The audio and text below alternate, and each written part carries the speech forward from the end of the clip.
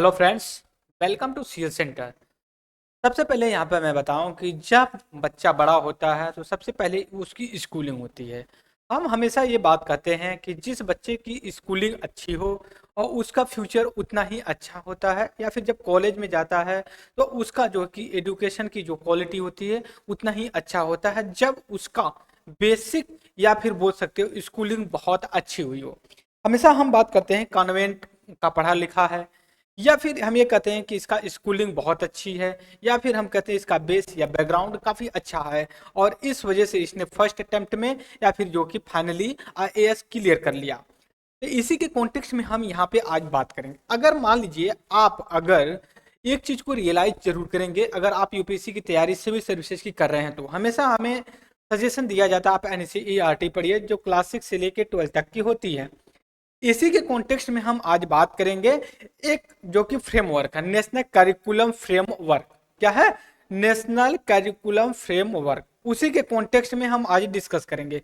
ये जो national curriculum framework है, ये आपका प्राइमरी लेवल से लेकर के +2 लेवल तक का एजुकेशन या स्कूलिंग को कवर करता है। गवर्नमेंट ऑफ इंडिया या मिनिस्ट्री ऑफ एजुकेशन ने एक फ्रेम करिकुलम जो कि इशू किया था पिछले, मतलब आप बोल सकते हैं मार्च अप्रैल में किया था। तो उसी का अब जो कि कुछ अमेंडमेंट वर्जन आया हुआ है, अब शायद इसको 2024-25 के सेशन से लागू कर दिया जाएगा। सबसे पहले हम फ्रेमवर्क कन्वेंशन के बारे में, करिकुलम के बारे में पढ़ेंगे। नेशनल करिकुलम फ्रेमवर्क ये क्या है?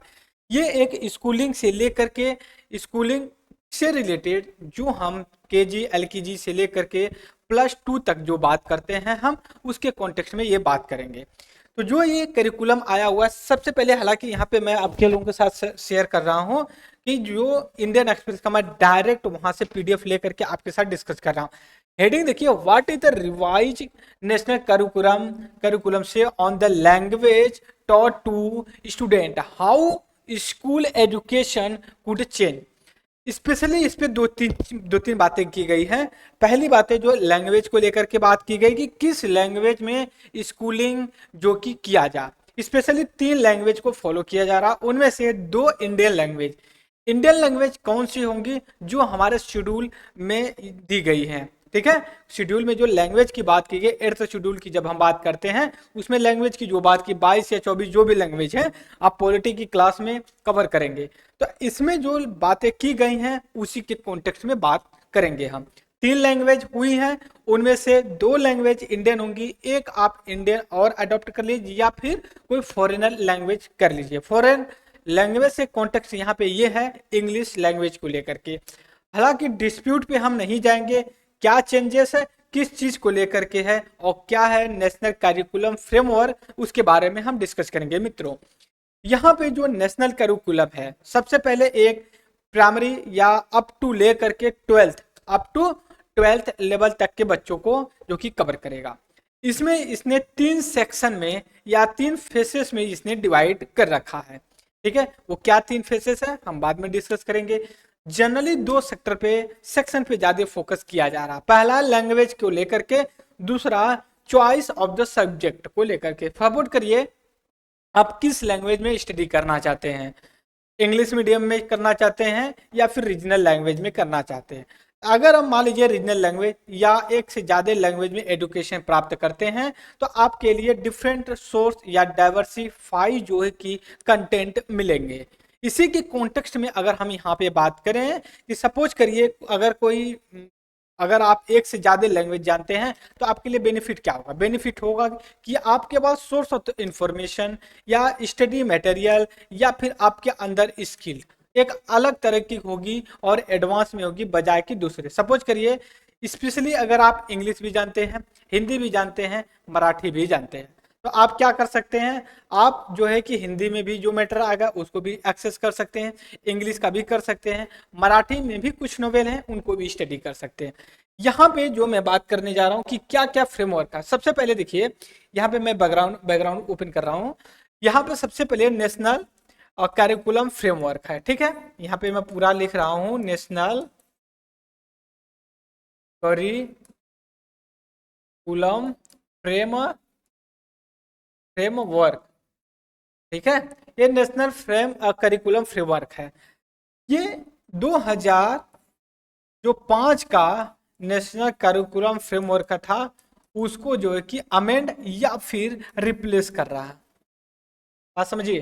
दूसरी चीज, इसको ministry ministry of education, education यहाँ पे आप union education ministry, union union केंद्र सरकार की। तीसरी चीज, ये जो बात कर रही है लैंग्वेज पे, लैंग्वेज लैंग्वेज पे बात कर रहे हैं, थ्री लैंग्वेज, ठीक है। थ्री लैंग्वेज में आपका दो जो है कि आपका इंडियन कोई लैंग्वेज होंगी, कौन होंगी, इंडियन इंडियन लैंग्वेज होंगी, और एक जो होगी अदर होगी। अदर में जनरली लोग यही फॉलो करते हैं कि इंग्लिश, इंग्लिश।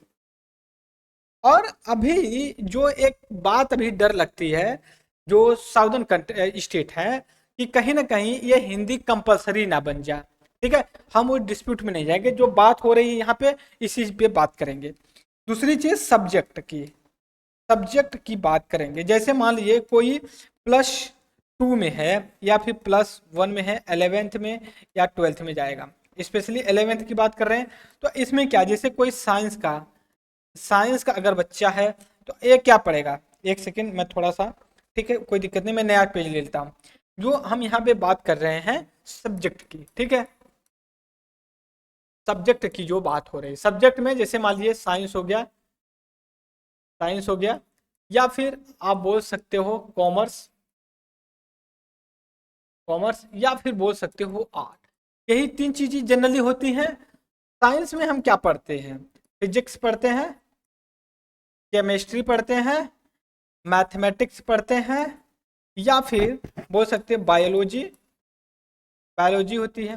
यही 4-5 सब्जेक्ट होते हैं। कॉमर्स में आप अकाउंटिंग में चले जाते हैं, और इसमें आप ह्यूमैनिटेरियन बेसिस, ह्यूमैनिटेरियन जो सब्जेक्ट होता है, मतलब सोशल साइंस, सोशल साइंस में आप जियोग्राफी मान लीजिए, इकोनॉमिक्स मान लीजिए, हिस्ट्री मान लीजिए, पॉलिटिकल साइंस जो भी मान लीजिए।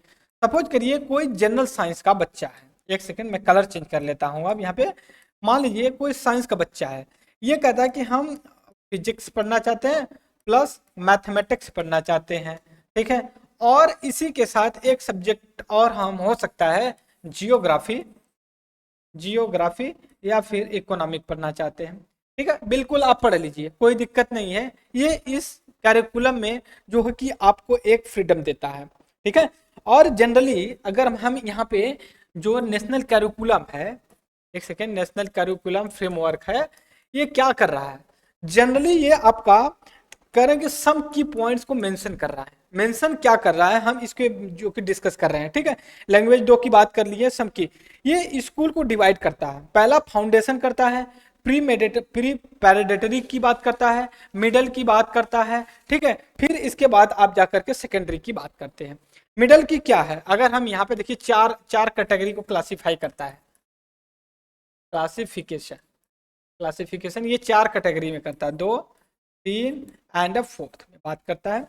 अगर हम पहले की बात करें कि ये पहले में किस चीज को लेकर के ये बात करते हैं, मतलब केजी एलकेजी से बात कर सकते हो आप, या फिर बोल सकते हो प्री स्कूल से लेकर के, प्री स्कूल से लेकर के आपका क्लास 2 स्टैंडर्ड तक, सेकेंड स्टैंडर्ड तक की बात करता है। जैसे केजी होता है, एलकेजी होता है, या फिर क्लास 1 होता है, क्लास 2 होता है। फिर उसके बाद जो तीसरा बात कर रहा है वो क्लास 3 से लेकर के तीसरा, तीसरा की अगर मैं बात करूं, एक क्लास जो है कि आपका 3 से लेके 5 क्लास स्टैंडर्ड तक की बात करता है, कक्षा 3 से लेके और 5वीं तक बात। प्री पैराडेटरी की बात करते हैं, इसको क्या कहते हैं, प्री पैराडेटरी की बात करते हैं, बात समझिए, ठीक है। और इसके बाद अगर हम कहें कि तीसरा जो सेक्शन की बात करते हैं, इसके बारे में अगर आप बात करें तो आप देखेंगे इसको मिडल बोलते हैं। क्या बोलते हैं, मिडल, मिडल की बात करते हैं। अब यहाँ आप 6 स्टैंडर्ड से लेके 8th स्टैंडर्ड तक की बात कर सकते हैं, ठीक है। 6 स्टैंडर्ड से लेकर के आप 8th स्टैंडर्ड तक की बात, और सेकेंडरी की जब बात आती है यहाँ पे, एक सेकेंड, जब सेकेंडरी की बात आती है, सेकेंडरी की बात आती है तो आप क्लास 9th से लेकर के 12th तक की बात करते हैं, बात समझिए। ठीक है। और इसके जो मिडिल स्टैंडर्ड है, अगर हम मिडिल स्टेज की बात करें किसका, क्लास 6 से लेकर के 8th स्टैंडर्ड तक। एक चीज मैं और बताऊं यहाँ पे, जो जनरली एक्सपीरियंस किया जाता है, ये जो है मतलब आप ये वाली बात कर लीजिए, मिडल वाली बात कर लीजिए, इसमें ऑल सब्जेक्ट जो है कि पढ़ाए जाते हैं। जैसे आपका साइंस हो गया, साइंस हो जाता है, सोशल साइंस हो जाती है, ठीक है, इंग्लिश हो जाती है, ठीक है, या फिर बोल सकते हो लैंग्वेज हो जाती है। लैंग्वेज में आप बोल सकते हो हिंदी है, संस्कृत है, उसकी बात की जाती है। इसके बाद आप मैथमेटिक्स भी की बात कर सकते हो। तो ये सारी चीज़ें हैं 6 से लेके 8 स्टैंडर्ड तक ये बात की। लेकिन जब आप 9 या फिर सेकेंडरी लेवल पे जाते हैं तो यहाँ पे डिवाइड हो जाता है। डिवाइड 3 क्लास में होता है। एक तो साइंस बैकग्राउंड से होता है, एक कॉमर्स से हो जाता है, और तीसरा जो कि आर्ट्स से हो जाता है। ठीक है, तो यहाँ से हो जाता है इस चीज को लेकर के। लेकिन जो ये कह रहे हैं, जो मिडिल स्टेटस मिडिल स्टेज की जो बात की जा रही है यहाँ पे, क्लास 6 से लेके 8th स्टैंडर्ड तक की बात की जा रही है। ये कहते हैं स्टूडेंट के बाद जो कि language, mathematics, art, education, physical environment, सारी चीज़ों की ये स्टडी कर सकते हैं। लेकिन एक चीज़ और सोचिए, जो 9th से लेकर के 10th स्टैंडर्ड तक का, क्योंकि सेकेंडरी में आएगा, क्योंकि यहाँ से जो 9th से लेकर के 10th स्टैंडर्ड तक का है, इसको मेंटल मेंटल स्टडी की भी बात की जाती है, कि इसमें इन्वायरमेंट के बारे में जो कि हमें पता होना चाहिए। ठीक है, और इसके बाद ये भी चीज़ है कि इनको जो कि आप जब आगे और जाएंगे तो एक वोकेशनल ट्रेनिंग दी जाए, वोकेशनल एजुकेशन के, मान लीजिए आपको स्किल्ड बेस्ड वो होनी चाहिए, बात समझिए। ठीक है, अगर आप चाहते हैं कोई वोकेशनल जो कि कोर्स करना चाहते हैं, सपोज करिए कोई गर्ल्स है, वो सिलाई का कोई काम करना चाहती है, अगर सेकेंडरी में जाती है तो वो स्टडी के साथ साथ सिलाई का भी काम कर सकती है। कोई या फिर बॉयज है, वो इलेक्ट्रिशियन या इलेक्ट्रॉनिक का या फिर अदर कोई काम सीखना चाहता है, तो वो जो कि उसमें भी जा करके सीख सकता है, बात समझिए। इसी के बाद अगर हम बात करें लैंग्वेज की, बात करें जो चॉइस है कि आप किस लैंग्वेज में बात कर सकते हैं, और इसके साथ ही 4 से 5 सब्जेक्ट ऐसे होते हैं कि आपके पास ऑप्शंस है कि आप कोई भी ले सकते हैं। जैसे मान लीजिए कि फिजिक्स केमिस्ट्री ले लीजिए, फिर ज्योग्राफी इकोनॉमिक्स ले, इस कॉन्टेक्स्ट में मैं बात कर, जैसे मान लीजिए कि जो बड़ी बड़ी यूनिवर्सिटी है, अगर आप सपोज करिए डीयू में है एडमिशन लिए हैं, तो उसमें आपके पास एक ऑप्शनल सब्जेक्ट होता है। सपोज करिए आप केमिस्ट्री ऑनर्स या फिजिक्स मैथमेटिक्स ऑनर्स से आप स्टडी करो, या फिजिक्स ऑनर्स से, तो आपके पास ये भी ऑप्शन है कि आप कोई ऐसा आर्ट या ह्यूमैनिटेरियन का भी सब्जेक्ट ले लीजिए जो साइंस में नहीं आता। तो लोग जनरली इकोनॉमिक्स, ज्योग्राफी, ऐसा कुछ सब्जेक्ट ले लेते हैं जिनमें उनको मजा आती है। इसी के साथ अगर हम बात करें तो इसमें ये भी चीज है कि जो आपका सेकेंडरी स्कूल की बात करते हैं, 10th और 12th की, जैसे मैंने कहा ना, सेकेंडरी में 10th की एंड 12th का जो है, इनमें ये कहा जा रहा है कि सेमेस्टर वाइज एग्जाम हो। जैसे मान लीजिए कि एक ईयर में मतलब 12 महीने, ठीक है, या फिर 1 ईयर की बात की जाए, तो इसमें क्या है कि 6 6 महीने पे आप जो है कि इनका एग्जाम लीजिए। इसमें आर्गुमेंट क्या दिया जा रहा है, इसमें इनको स्कोर करने के लिए काफी स्पेस मिलेगा। जैसे जैसे मान लीजिए केमिस्ट्री केमिस्ट्री पेपर 1 है एंड पेपर 2 है, 12th में पढ़ रहे हो आप, तो एक काम करिए, एक पेपर 1 का, केमिस्ट्री का पेपर 1 को एक काम करिए कि आप जो है कि जब स्कूल खुलता है, मान लीजिए जनवरी में खुलता है, तो जुलाई अगस्त में होता है, तो पेपर 1 का ले लीजिए, फिर जो है कि आपका जुलाई से जो कि दिसंबर तक चलता है, इसमें एक एग्जाम ले। तो इससे क्या होगा कि आपके लिए ना वर्कलोड कम हो जाएगा, आप थोड़ा पढ़ेंगे और जो कि एग्जाम में अपीयर हो जाएंगे। सपोज करिए कि अगर साल में एक ही बार एग्जाम लिया जा रहा, तो आपको पेपर 1 प्लस पेपर 2 दोनों को होल्ड करके 2 घंटे में जो कि आपको परफॉर्मेंस देना पड़ेगा, फिर इसमें दिक्कत आएगी, बात समझे। और इसी के साथ ये भी कहा जा रहा है, जो लैंग्वेज का क्लासिफिकेशन किया जा रहा है यहाँ पे, लैंग्वेज का जो क्लासिफिकेशन किया जा रहा है, फिर देखिएगा ये लैंग्वेज का जो क्लासिफिकेशन किया जा रहा, कैसे किया जा रहा, R1, R2 एंड R3, ठीक है। और जो R1 एंड R2 की बात की जा रही है, इसमें आपका इंडियन लैंग्वेज,